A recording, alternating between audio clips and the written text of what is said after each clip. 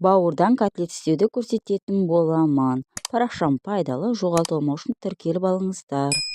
Бізге керек заттар: турап қойған пиязымызды, картошкамызды, сармай, 4 чеснок, сәбізімізді, 2 жұмыртқа, сүт, ұн, бауыр керек болады. Блендерімізде керек болады. Блендерге майдалап өткізетін боламыз. Сәбізімізді осылай блендерден өткізіп алдық. Енді картошкамызды да өткіземіз. Чесногымызды, сармайымызды, пиязымызды да өткізетін боламыз.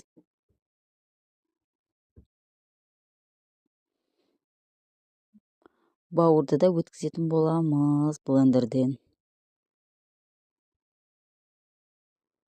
Осылай барлығын өткіземіз. Бауыр, сәбіз, картошка, пияз, чеснок, сармайды бәрін өткізетін боламыз. Сұйық майды да қоссаңыздар болады. Сүт. Араластырып аламыз.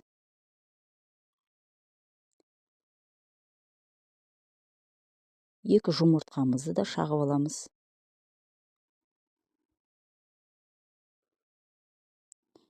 Араластыратын боламыз. Иленген ұнымызды 2 бөліп салатын боламыз.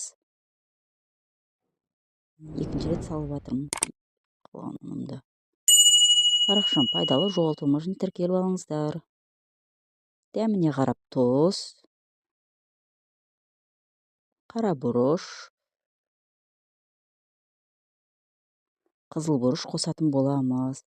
Үйлеріңізде приправа болса, өздеріңіз қалауларыңызға қарап қоссаңыздар болады.